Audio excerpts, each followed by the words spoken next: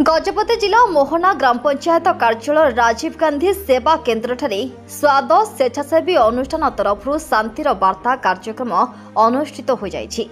अनुष्ठान निर्देशक फादर विमल चंद्र नायक सभापतित्व अनुष्ठित यह कार्यक्रम मुख्य अतिथि भाव शिक्षाविद श्री मधुसूदन पाढ़ी और मुख्य वक्ता गोष्ठी शिक्षा अधिकारी श्री नरेंद्र कुमार प्रधान, सम्मानित अतिथि मोहना प्रेस क्लब सभापति श्री पंचानन दास, वरिष्ठ सांबादिक श्री लक्ष्मण चौधरी, श्री मनमथ मिश्र प्रमुख जोग देथिले।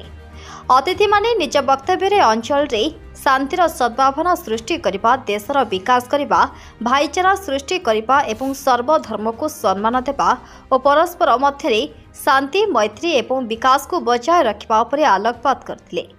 ए कार्यक्रम को शांति विकास प्रकल्प विकास संयोजक श्री नरेश कुमार रणजीत परिचालना करथिबा बेले 7टी पंचायत बहु महिला और पुरुष कर्मकर्ता जोग देथिले। सर आपण जने वरिष्ठ वकील, आपण आज ये जो कार्यक्रम संपर्क में कौन वार्ता देना चाहते?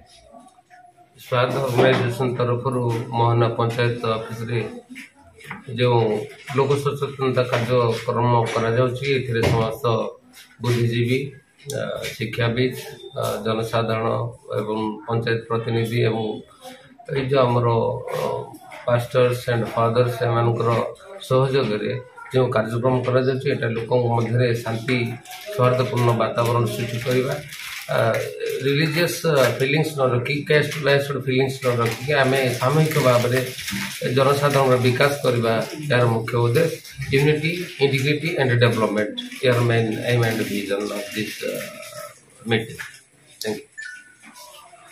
Thank you sir.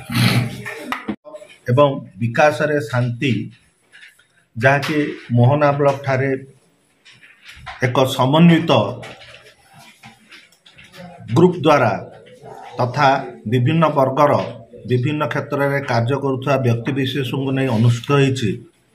एथिरे कहा जाई परिबो जे सोसाइटी रे शांति स्थापन पाई सबु दिगरु जेते कार्यक्रम करागले मध्य शिक्षार विकास, मो मतरे शिक्षार विकास, शिक्षा जे कि विभिन्न कर्मर दक्षता प्रदान करे, मनरे शांति प्रदान करे, आवश्यकता पूरण रे सहायक हुए, प्रत्येक क्षेत्र रे समाधानर बाट दे थाए, जहा कि सोसाइटी को शांति प्रदान करने संगे संगे व्यक्ति शांति रे जीवन यापन करि पारे।